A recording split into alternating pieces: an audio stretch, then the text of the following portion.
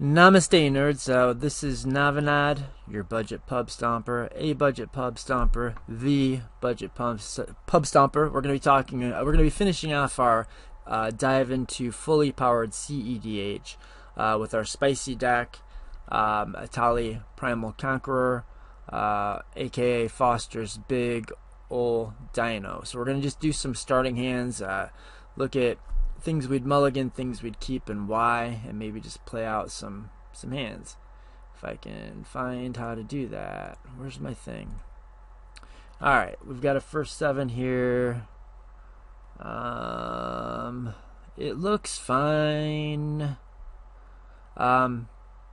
Treasonous Ogre isn't as necessary as it is in some like we don't need to make 11 mana like Goto, we need to make 7. I think we can get there just with what we've got in our hand. Let's draw for turn and see what happens. That's always a good thing. We like these copy effects in Etali because the game plan is we want to drop Etali ASAP, and then we want to drop Etali as soon as possible, and then we want to like copy it, re-trigger it, flicker it, that kind of thing.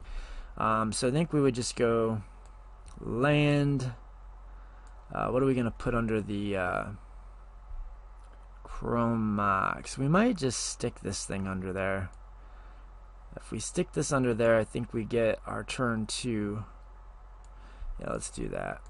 So we'll get our turn 2 Etali because we're going to tap this and this. 1, 2 for this. Grim Monolith and go to our next turn. Well, that's a good draw. Alright, so then let's just put this in exile. We know it's red. What happened? Get in there. Alright. So this is our second turn. We're going to go 1, 2, 3, 4, 5. Are we one? Oh no, we're going to have to play our Besage, which kind of blows, but gotta do what you gotta do.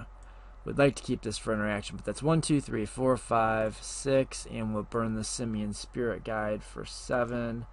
That's going to drop Etali on turn 2, which is disgusting.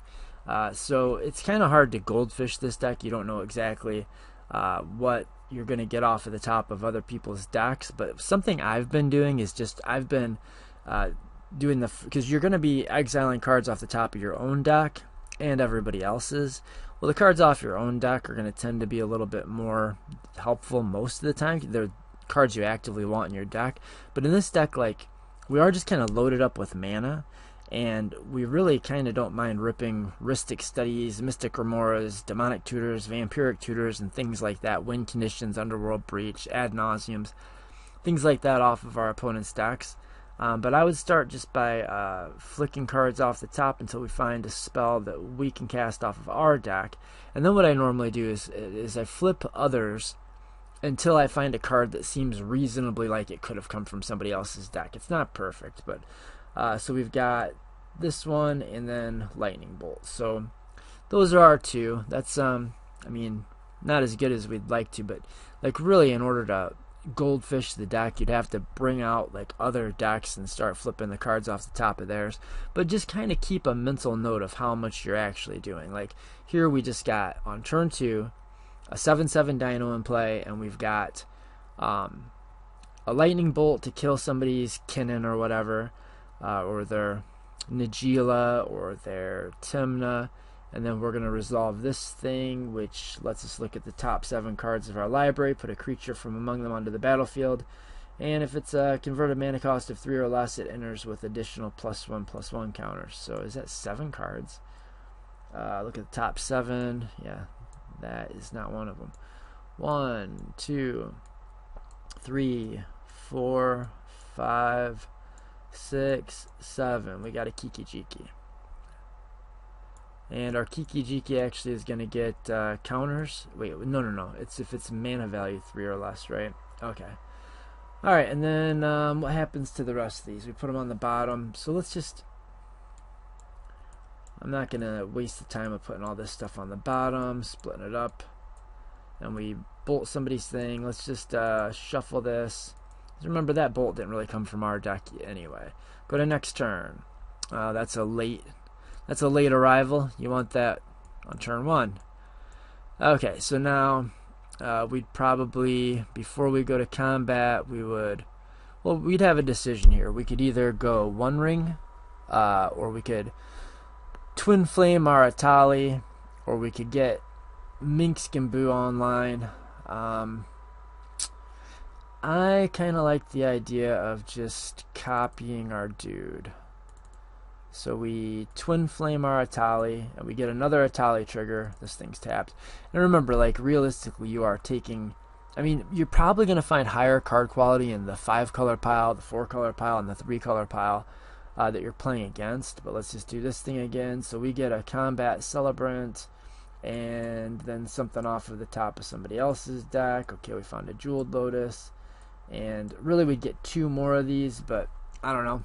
Like, and let's just do 1 more. And we found somebody's Bird of Paradise, which kind of makes sense. And shuffle. Like I said, it's hard to goldfish, but this would just be a win. We haven't gone to combat yet. And so on our turn 4 here, we will have killed somebody's most important piece with our lightning bolt. We would have ruined we would have pulled some of the cards out of their deck and used them against them. And here we are with Combat Celebrant and cEdh. The way this combo works, so Combat Celebrant has an ability that you can exert it, which just means it won't untap on the next turn's untap phase, but you get an extra combat and you untap all your guys. So we're going to go to combat. We're going to attack with everything except our cEdh, and our cEdh is going to tap to make a copy of Combat Celebrant, and Combat Celebrant then is going to, our copy is going to come in untapped, and we're going to go to our next combat where all these things untap, and we're going to tap our copy of Combat Celebrant, and just rinse and repeat. So basically, our Combat Celebrants are going to allow us to untap all of our other creatures and get an extra combat step. Well, our cEdh is going to copy our Combat Celebrant. So when we tap the cEdh to copy the Combat Celebrant, we get a new Combat Celebrant who is not tapped. And so when we go to our extra combat, the Combat Celebrants untap all of the other creatures. So they don't, each one doesn't untap itself, but they untap each other. So you're going to end up with an infinite board, and you're going to just win the game. Let's do another one. Yeah, this is a little bit hard to kind of see how it would really work in practice. It's a deck you're just going to have to, rep a little bit, see how it kind of plays, get a feel for the basic patterns. But really, in order to understand how it works in the wild, you're going to have to be in the wild with it. But let's just see really like how fast are we doing 2 things. How fast are we putting our Etali into play, and how often are we able to copy it? I mean, I'd say by like the 3rd time you've copied Etali, or the 3rd time you've gotten an Etali ETB, you should be so far ahead. Well, if you do it fast enough, that really it's going to be hard to lose the game. So we would definitely mulligan this. This is a land on the backside, and we've got a mana crypt, and that's kind of crazy to think we're going to mulligan 3 mana on turn 1, but the hand just doesn't go anywhere. So we are going to restart, take a second 7. This is probably actually just a little bit better, but not enough better. I mean, even just like 1 more land, I'd probably keep this on a second 7. But we're going to go to a 3rd. So we're going to a 6. And I swear there are lands in this deck. We may be able to keep this just because we've got Dockside. It kind of depends on, well, it depends on, are we on the play or the draw? Because our Gemstone Caverns comes into play as a rainbow land and as an extra land drop, as long as we are not going first. But if we're going first, this hand gets a little bit worse. Let's say, so this gives us a way to make like copies of Etali every turn, which is kind of broken. This is one of our combo pieces. So we've got, this is a tough one, right? So let's just say that we're going to put this on the bottom of the library. We're going to keep this. What are we going to exile? Let's just exile this. To put our gemstone out, and let's hope to God we draw a land for turn, and we got lucky. Okay, and so this is our turn 1. we're probably just going to pass, and then on turn 2, and really whether we kept this hand or not is probably going to depend a little bit on how good dockside is going to be, how good we expect it to be. But on our turn 2, kind of depending on turn order, it's fair to say that it'll make 3 treasures pretty easily. But we need 5 to get our little combo going. But we may just go ahead and drop it. Let's just say that it adds 3 treasures on turn 2. That usually it's going to be like 2, 3, 4 treasures on turn 2. Depends on where you're sitting and all of that. But let's just go 1, 2, 3, and let's go to our turn 3. Alright, so that's 1, 2, 3, 4, 5, 6, 7 mana. So we could cast our Etali, or we could just go infinite right now, depending on how many treasures dockside makes. On turn 3, it's totally reasonable to assume that your dockside extortionist is going to make 5 treasures. If you're first in turn order, maybe you would have to just wait until the next turn. But if you're in first turn position, it kind of works out the same anyway because your opponents haven't had their next turn. But let's just say we're last. And so we're last in turn order, turn 3. Let's just say dockside's going to make 5 treasures. We can go 1, 2, 3, 4. Doesn't quite get us there. Okay, so here's what we're going to do. We are going to cast our Molten Duplication, and it copies. Usually we're going to use this to either copy Etali to get another Etali trigger, or we're going to use it to win the game with Dual Caster Mage. It goes infinite with Dual Caster Mage. But here we've established our dockside makes, say, 5 treasures on turn 3. Totally reasonable. I mean, it might make even more than that.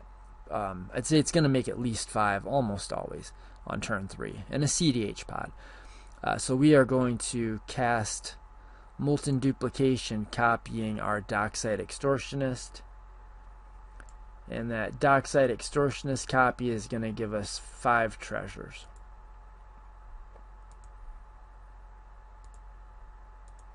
Two, 3, 4, 5. Okay, and then we're going to crack one of these treasures for a green. We're going to exile the Simian Spirit Guide for a green. So that's 2 green mana. And then we're going to go red mana, and put this guy down.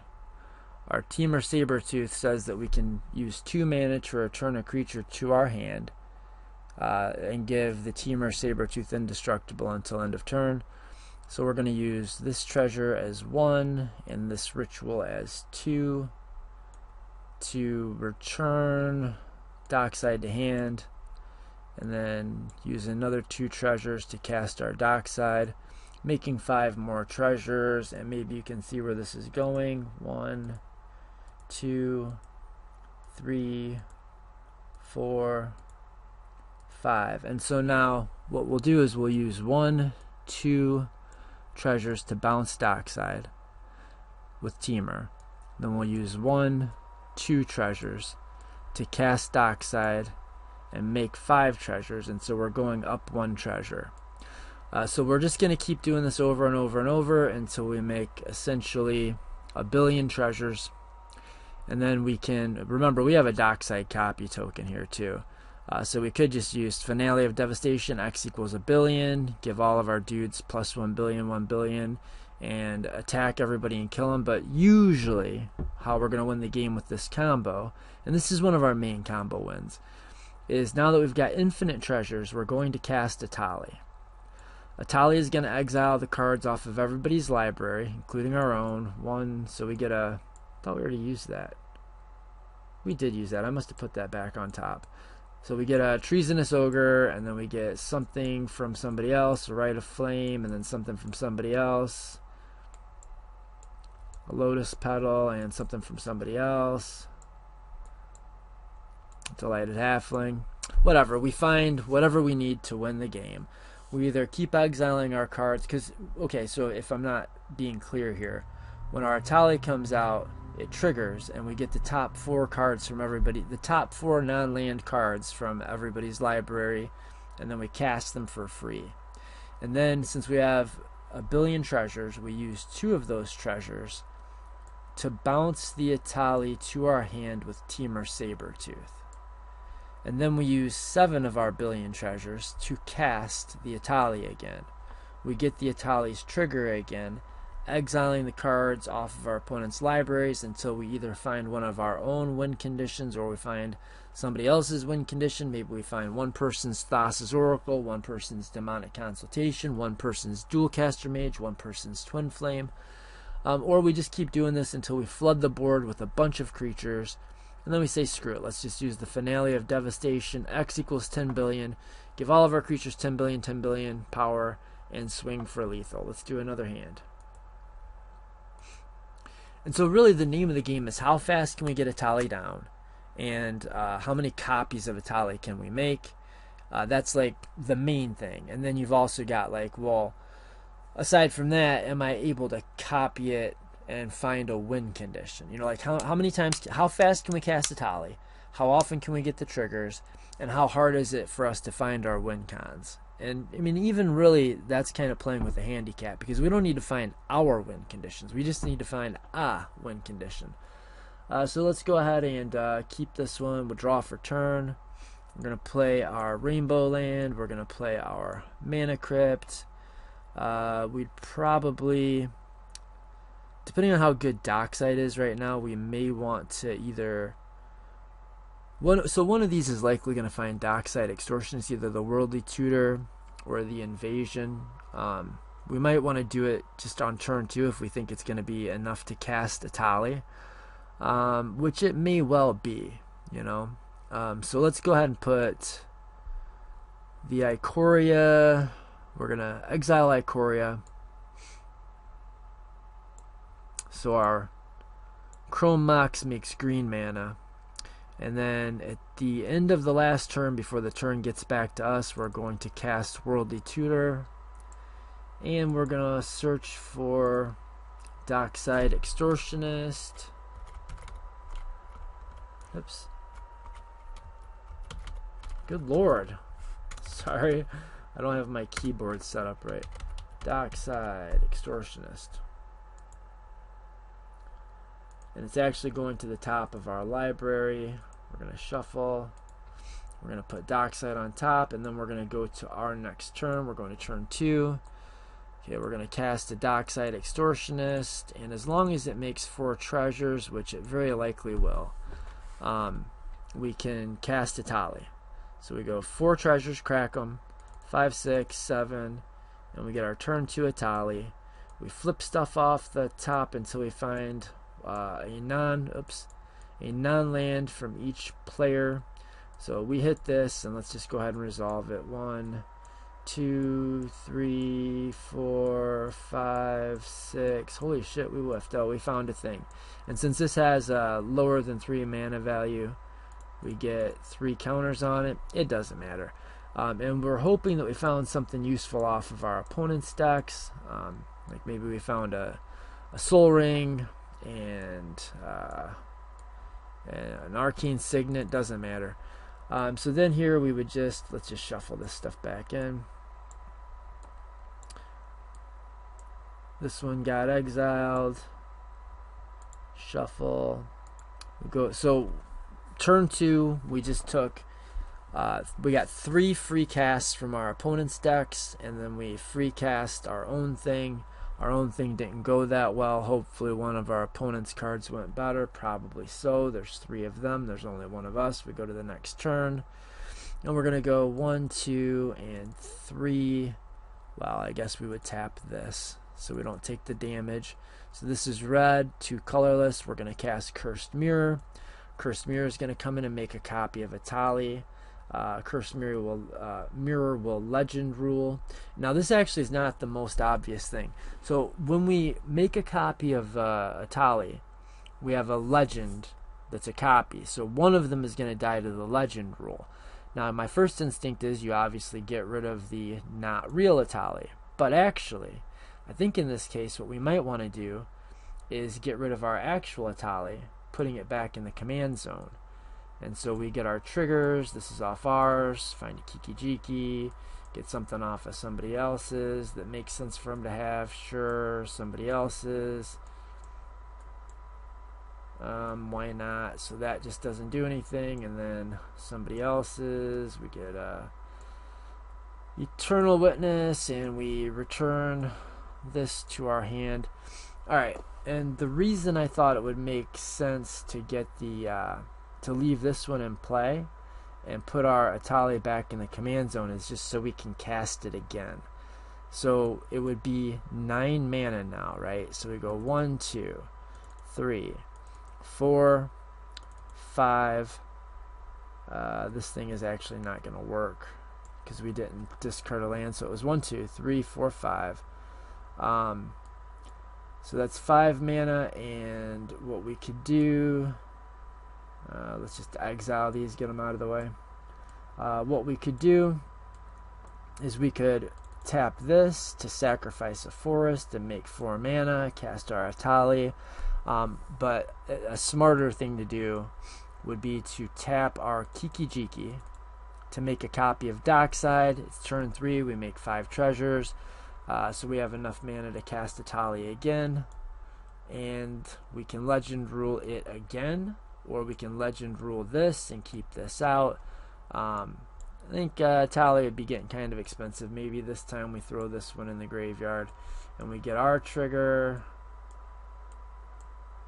Treasonous Ogre, and then we get some other person's trigger, and we get Combat Celebrant or Demonic Tutor or whatever, and we cast it for free. And you see, we put our Combat Celebrant into play, or tutor for Combat Celebrant with one of the things that we get off of our opponent's deck, and we win the game again with Combat Celebrant and cEdh. Go to combat, exert, attack with some guys. Go to our next combat, untapping all of our guys except for this. We use cEdh that's now untapped to tap and make a copy of Combat Celebrant. The new Combat Celebrant attacks and exerts and gives us another combat and untaps all of our guys, and we tap cEdh to make another one, and we're getting an army. And yeah, probably a pretty easy one on turn 3. I mean, we don't know for sure, right? Like, there's interaction that's going to be out against us. We don't know what we're really going to be ripping off the top of people's libraries. And maybe just kind of like a wiser way to run these test hands would just be to work with the known information that we have. So let's go to another turn, or another start. So that's a no-lander, and we're going to restart. So we're going to go to a second 7.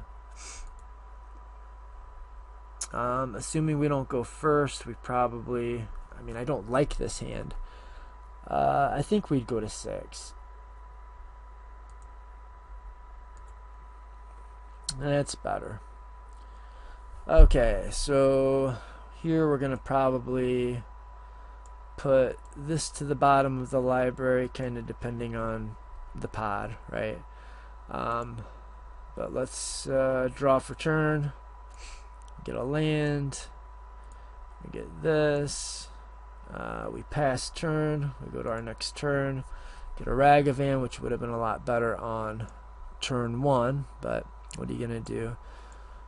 So this would be 1, 2, 3, 4, 5, 6. If we would have gotten the Ragavan on turn 1, we could get the treasure off of it, and we'd have our 7 mana for our turn 2 Etali. But as it stands, I think what we're going to do is go 1, 2, I want to get this out probably. Boy, this is rough. So, like, if we get our food chain out, we can start exiling these creatures to make extra mana. But I think actually right now in this turn 2, we're just going to run this thing out. We could even use the dash ability to get a treasure and hopefully snatch something nice off the top of an opponent's deck. But let's just go to our next turn. We'll go to turn 3. We find a Dockside. So we're at least going to be able to get our Etali out. So we go to combat, attack with this, hopefully get something nice off of an opponent's deck, but let's just say we don't, and we add a treasure token because Ragavan makes the treasure token, and we go 1, 2, 3, 4, 5, 6, 7, and we cast Etali. We'll just do ours, okay. So this is an X spell. X spells are going to have X equals 0, so it doesn't do anything. And we don't know what we got off of our opponent's decks. Maybe something cool, tutor, removal, card draw, combo piece even. But let's just say none of that happens. We just whiff, and we go to our next turn. So we could go 1, 2... Dockside for sure is going to make 5, 6 mana. We can attack with this, make a 7th mana. So we've got 7 treasures. We're going to go 1 and use 2 of the treasures. So we've got 5 treasures and 3 mana. Cast Food Chain.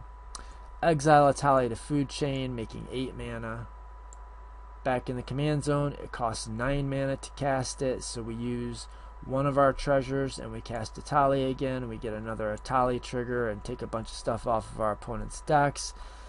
Dig a little deeper in ours, see if we can find anything useful. Then we can do 2 of the treasures or 1 treasure into Simian Spirit Guide to cast Twin Flame, making a copy of Etali. We won't be able to exile the copy of Etali to Food Chain, which is kind of a bummer, but because it's going to die to state-based actions, but then we get another Etali trigger. Oh, that's a nice hit. So Delayed Blast Fireball deals 2 damage to each opponent, and you can foretell it, which allows you to cast it from exile. If it gets cast from exile, it deals 5 damage to each opponent and each creature they control instead. But since Etali exiles it off the top of the library and then casts it, this is being cast from exile. So when we rip this off the top with Etali, we do 5 damage to all of our opponents and all of our opponents' creatures. So we're probably the only ones that have any creatures left in play. And if we're not, we can finish whatever else big thing is somehow surviving that, probably with a lightning bolt. Then we've got some treasures left, and we can exile Etali for 7, 8 mana. And use a couple other treasures, or we can exile another creature. We can exile our Ragavan to make 2 mana. Exiling it to Food Chain gives us 1 mana more than the creature costs, and we cast it again, and we get another trigger. And here we get our shared summons, and we'd find 2 creatures. Probably Temur Sabertooth is the only one we really need. We need Temur Sabertooth and maybe some kind of backup.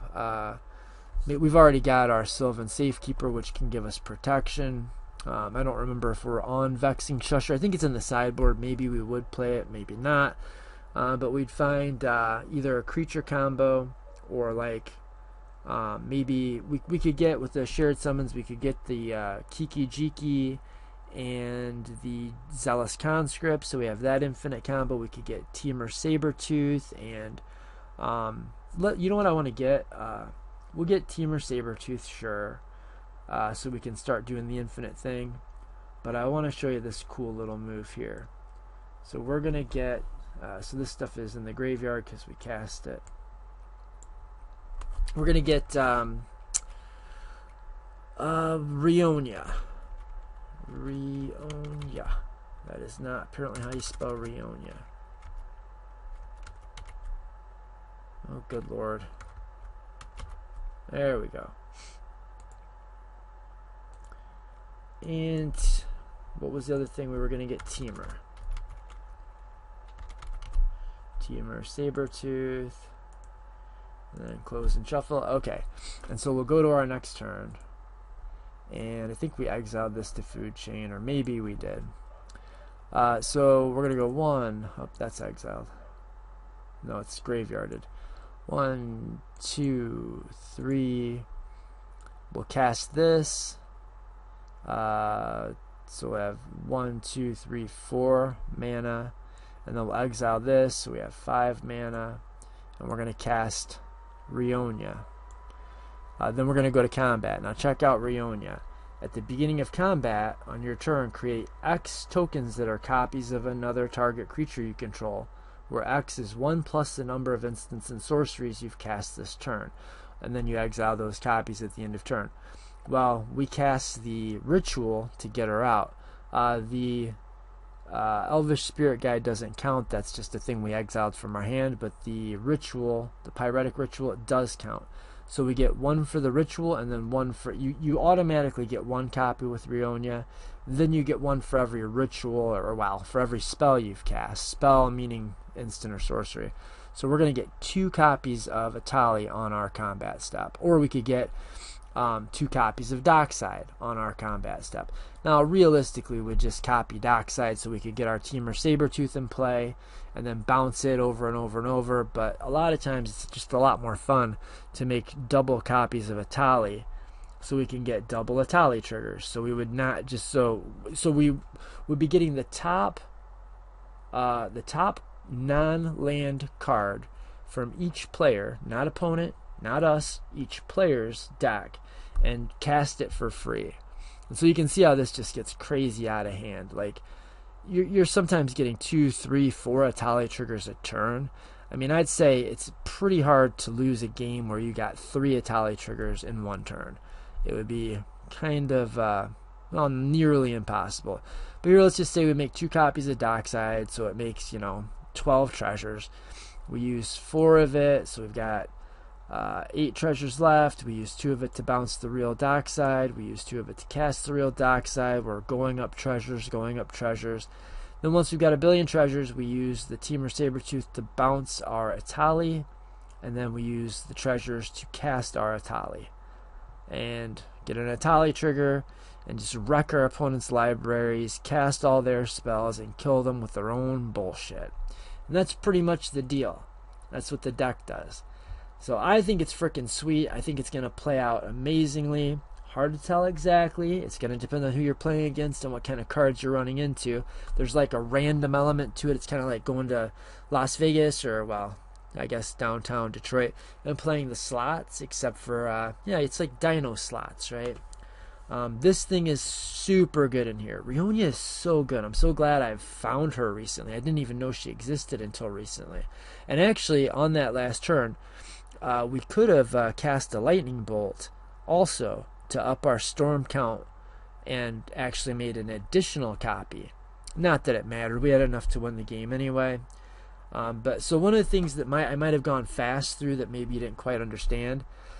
Usually, food chain decks use food chain just as a way to win the game.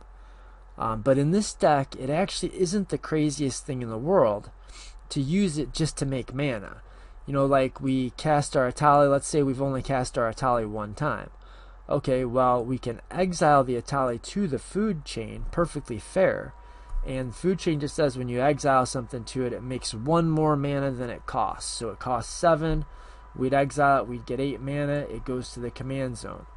We only need 1 more mana, and we can cast the Etali again, even with the command tag. So we could exile Dockside or crack one of the treasures and then cast it again. So let's say we had just a treasure. We cast it again, get another trigger. Okay, well now the thing's been killed once, so it costs 9 mana.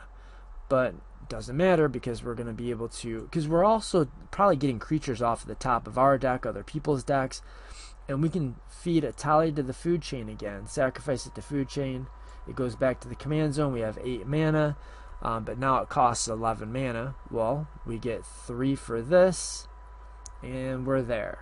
And we can cast Etali again, and then we can sack Etali again, because we get the trigger. We can sack Etali again, and we can sack whatever creatures we got off our opponent's decks, maybe sack one of our guys, and then we put it in the command zone, and we cast it again. And you can't play like 12 to 16 free spells in a turn and lose the game. It's just not going to happen. So that's the deal. That's the deck. This is the kind of nonsense that we're getting into with the big-ass dino. Restart. And here's just another kind of random hand. This is a card I put in just for you, Foster. I think you're going to love it. We would definitely keep this. We draw for turn. This thing's busted. So we go turn 1, play our forest, play our mana crypt. Probably just run out our sword. Go to our next turn. This is a land on the other side. It can be an X spell or a land. Let's turn it over. It's a land. Okay. So we've got 1, 2, dockside. Say it makes 4 treasures. Just kind of on a random number generator here. 4, 5, 6. Burn this. Makes 7. That's actually perfect. And we get an Etali trigger, and we flip off the top of somebody's deck and hit that. And we flip off the top of our deck, and we get a Manglehorn. We blow up somebody's thing and make their dockside stuff now work. And we flip off the top of somebody else's deck, and we find an Imperial Recruiter, and we use the Imperial Recruiter to get Kiki-Jiki. And then on our next turn, we play Kiki-Jiki. We tap the Kiki-Jiki to make a copy of Imperial Recruiter. Imperial Recruiter can go and get our Zealous Conscripts. We play our Zealous Conscripts, we win the game. Or we can just use whatever mana we've got left. We had 2 for the soul ring that we found off somebody's deck. How do I view it? Oh. It costs 2 to equip. Okay, so we equip. We move to combat. Now, during combat, let's see. Whenever a equipped creature deals combat damage to a player, exile up to 1 target creature you own. Then search your library for a basic land card. Put both onto the battlefield under your control, then shuffle. Okay, so we whack somebody for 7. We get to kind of flicker a creature. So we flicker Etali, and we get another Etali trigger. So we get 1 card off each person's library again. And we get to go through our library and find a basic land. That was fortuitous, and we put it into play. Because that's what the sword does. When you hit somebody with it, which will be easy enough to do because you get protection from what? Green and from white. So as long as you can find a player that's only got green and or white creatures to block with, you're easily able to get through. But I mean, even if not, you've got a 9/9 trampler, so probably you're going to hit somebody, right? That's Etali. It's a little bit complicated, but I mean, it's not that complicated. I was going fast because there's so much to talk about. But if you just sit down with the deck and put some reps in on it, I don't think it's going to be all that difficult to play. I mean, worst case scenario, just beat people to death with the other side of Etali. So this is our hand. We say exile this one to put our Gemstone Caverns into play. We draw for turn. We play our land.